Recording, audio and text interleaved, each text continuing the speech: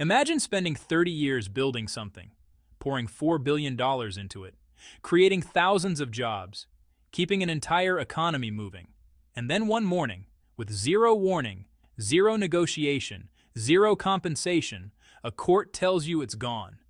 That's exactly what just happened to China. And now, Panama is starting to feel the consequences. Part 1.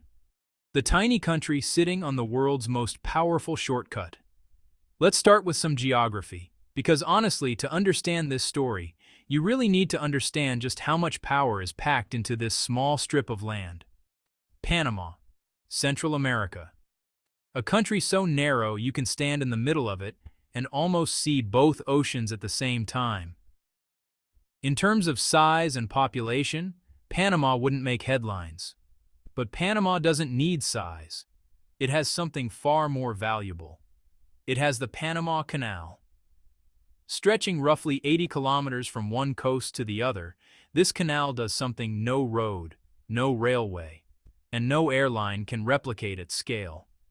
It connects the Pacific Ocean directly to the Atlantic Ocean. And for global trade, that single connection changes everything. Before the canal existed, a ship traveling from New York to San Francisco had no choice but to go all the way around the southern tip of South America, Cape Horn, adding nearly 15,000 kilometers to the journey. Weeks of extra travel time, enormous fuel costs, huge risks. With the canal, that entire detour disappears. Today, approximately 13,000 vessels pass through the Panama Canal every single year. That's roughly 35 ships every single day. The cargo on those ships, oil, liquefied natural gas, grain, manufactured goods, minerals, accounts for somewhere between 5% and 6% of all global maritime trade, not regional trade, not hemispheric trade, global trade. Think about that for a moment. One canal, barely 80 kilometers long, carrying roughly 1 in every 20 cargo shipments on Earth. The canal connects around 170 countries, links nearly 1,920 ports across the globe, and sits at the intersection of approximately 180 major international shipping routes. This is not a piece of infrastructure. This is the circulatory system of world commerce. And Panama? Panama earns almost $5 billion a year just from toll revenues. Net profit sits at around $3 billion annually, consistently, reliably, year after year. As long as ships keep sailing, and they always do, the money flows. No oil boom required, no tech sector needed, no manufacturing base to maintain. Panama simply owns the world's most profitable shortcut. And for that, the global economy pays, without complaint, every single year. But here's what most people don't know. And this is where the story gets complicated. Part 2.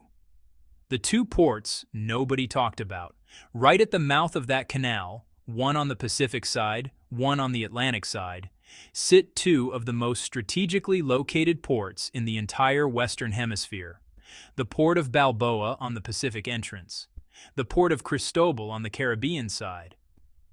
Look at them on a map and honestly, the image almost speaks for itself. Two ports, two doors, one canal running between them. Whoever operates those ports doesn't just handle cargo, they influence the pace, the flow, and the rhythm of everything moving through that channel.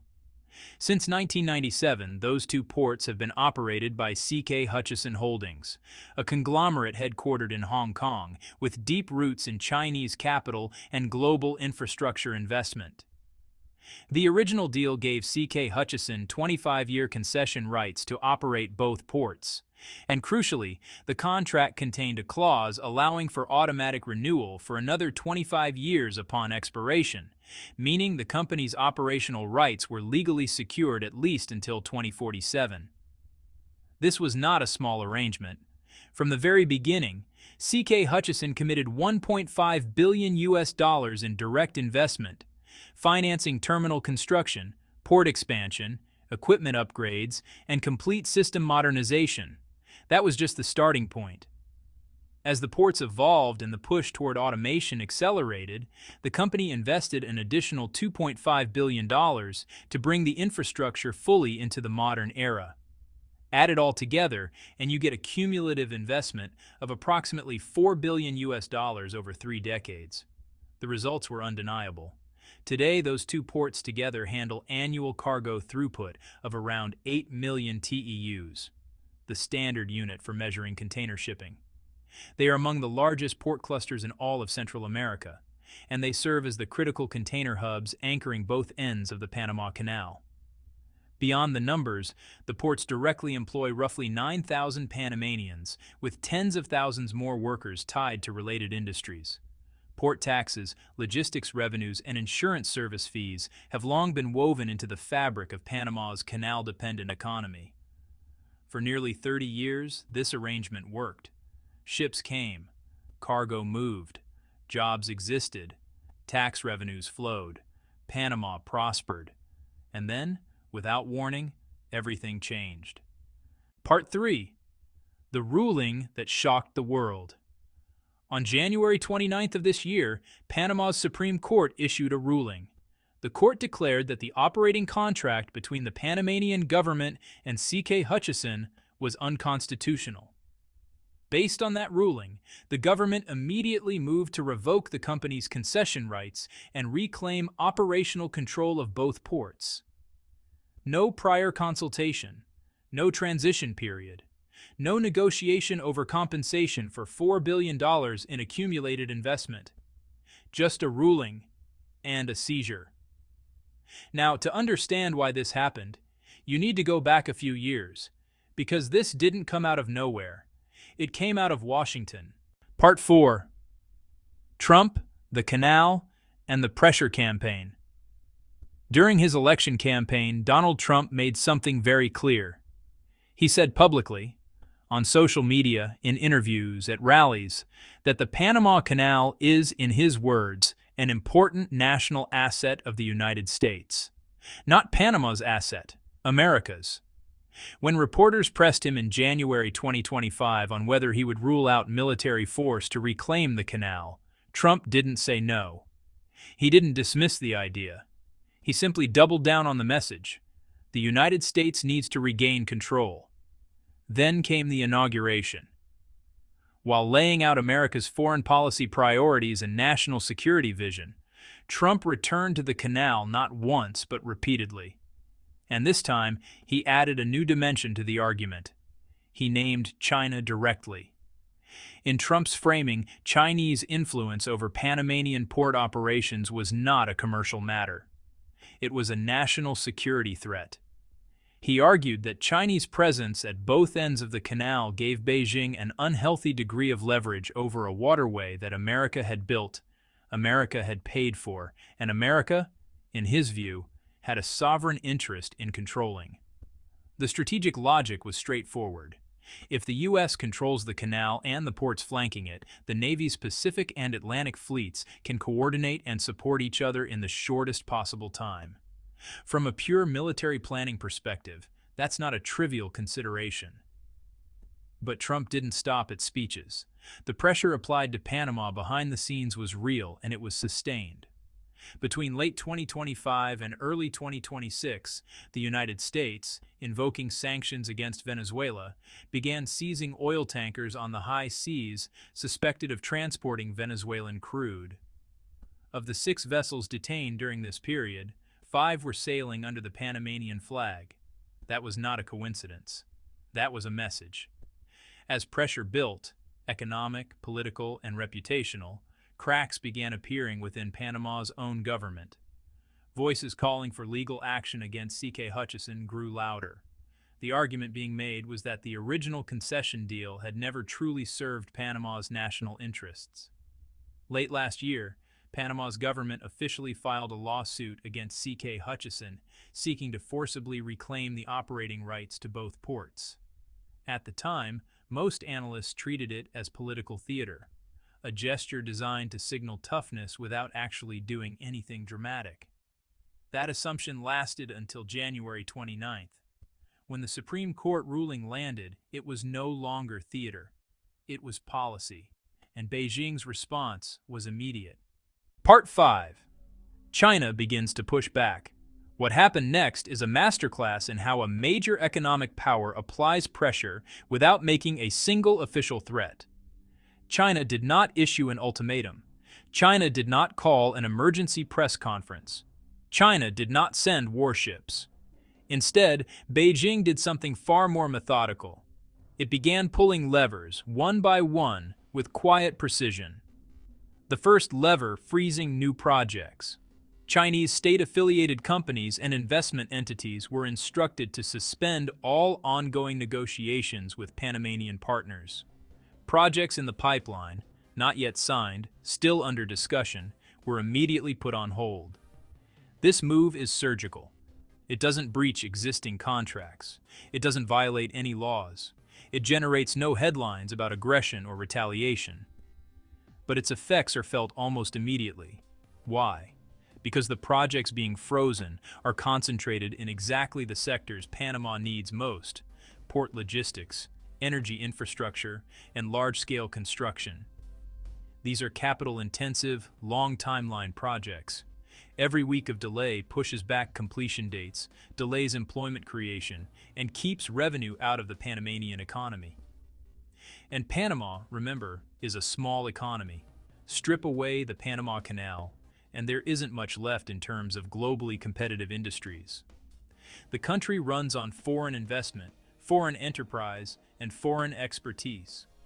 When that pipeline slows down, even partially, the effect is disproportionate.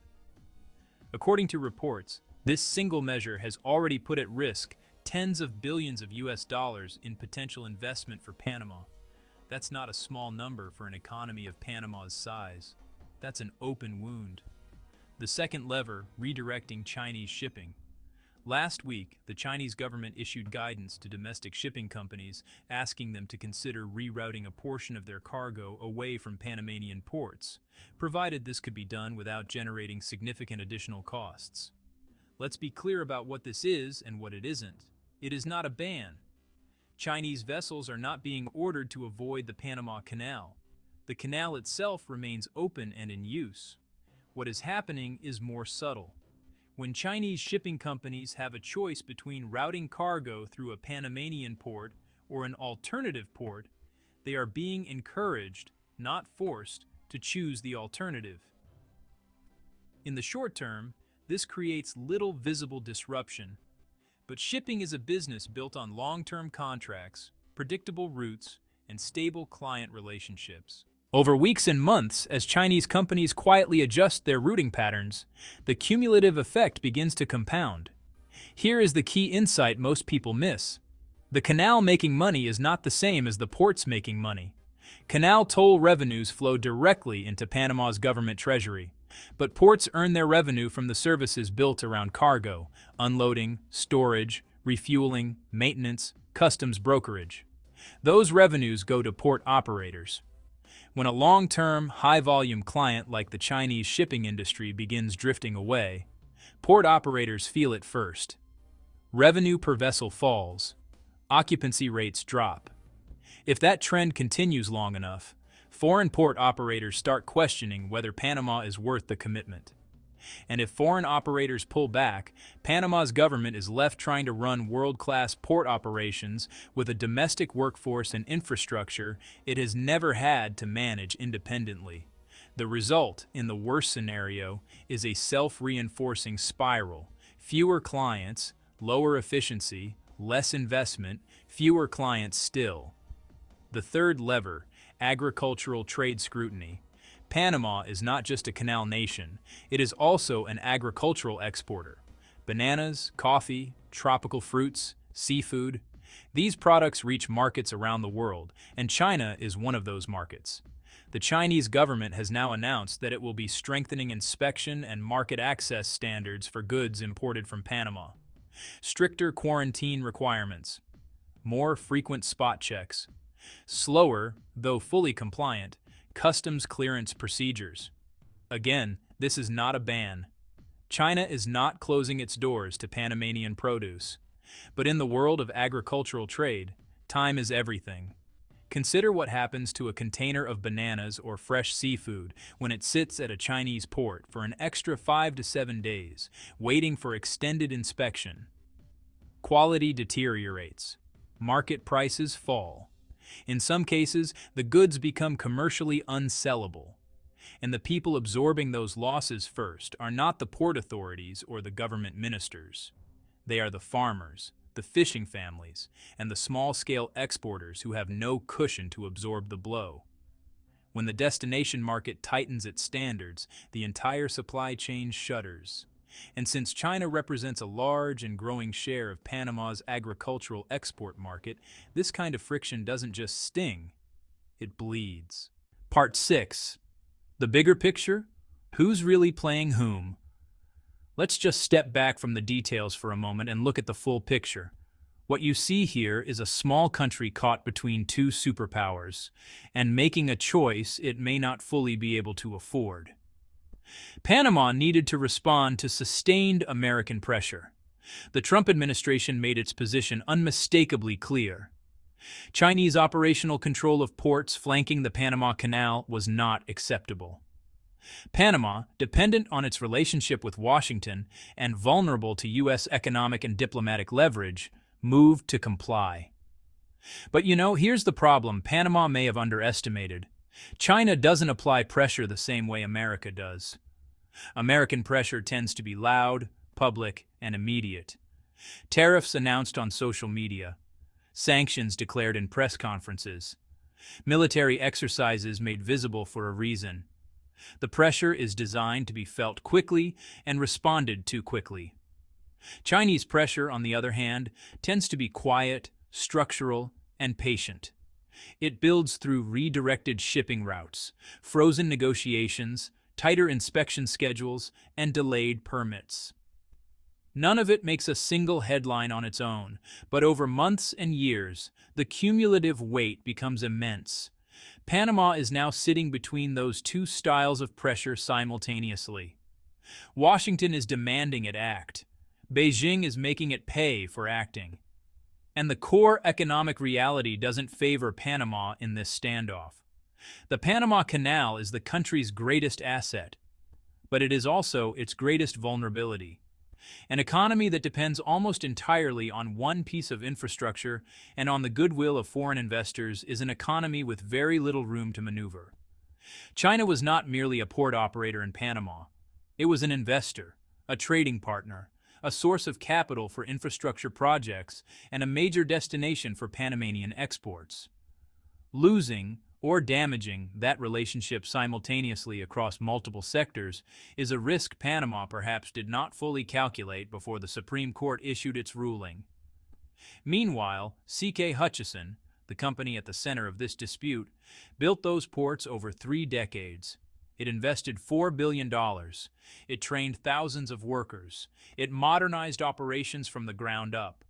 The legal case for compensation alone could take years and cost Panama hundreds of millions of dollars in international arbitration proceedings. And for what? A ruling that serves Washington's strategic interests, ports that Panama's government may struggle to operate effectively, and a relationship with Beijing that has gone from warm to icy in a matter of weeks. Part 7. What happens next? The situation is still unfolding, but a few trajectories are already visible. If Panama attempts to find replacement investors, maybe American, European, or Japanese companies willing to take over port operations, it'll discover that matching the scale of C.K. Hutchison's investment and operational expertise is not a simple task. Building what took 30 years to develop doesn't happen overnight. If the freeze on Chinese investment projects extends into the second half of the year, Panama's infrastructure pipeline will begin showing visible gaps. Delayed projects mean delayed employment, delayed tax revenues, and delayed development. If Chinese shipping companies continue gradually rerouting cargo, competing ports in the region, in Colombia, Costa Rica, and Mexico, will benefit at Panama's expense. The competitive advantage Panama has worked to build in regional logistics will erode. And if agricultural exporters continue to face elevated scrutiny in Chinese customs, the pressure will translate into falling farm incomes, rising rural economic stress, and political pressure on a government already navigating an extremely delicate position. None of these outcomes is irreversible, but all of them require time, resources, and diplomatic skill to manage. Three things Panama is currently in short supply of. The deeper question here is one that extends far beyond Panama. As the rivalry between the United States and China intensifies across trade, technology, and geopolitical influence, smaller nations are increasingly being forced to choose sides, often without fully understanding the costs of either choice. Panama chose, and the bill has arrived. Here is the truth that this story leaves us with. $4 billion, 30 years, thousands of jobs built from nothing. And it was all undone not by war, not by economic collapse, not by any failure of C.K. Hutchison, but by a court ruling issued under foreign political pressure. In the modern world, economic power is geopolitical power. And when superpowers decide they want something, small nations rarely get to say no without paying a price. Panama said yes to Washington. Now it's paying that price to Beijing. The real question, the one that should keep policymakers across Central America, Southeast Asia, Africa, and beyond up at night, is this. When the world's two largest powers both want the same thing, and that thing is sitting in your backyard, what exactly are your options? Panama is finding out the hard way. That wraps up today's deep dive here on Global Pulse News, where we cut through the noise and bring you the stories that actually shape the world. If this video gave you a new perspective, do something simple. Hit that like button. It takes just 1 second, and it tells us you want more of this kind of content. And if you haven't subscribed yet, now is the time. Every week, we're breaking down the geopolitical and economic stories that mainstream media glosses over. Told the way they deserve to be told. Clear, deep, human. Hit the subscribe button, turn on notifications, and share this video with someone who needs to understand what's really happening in the world right now. This is Global Pulse News. We'll see you in the next one.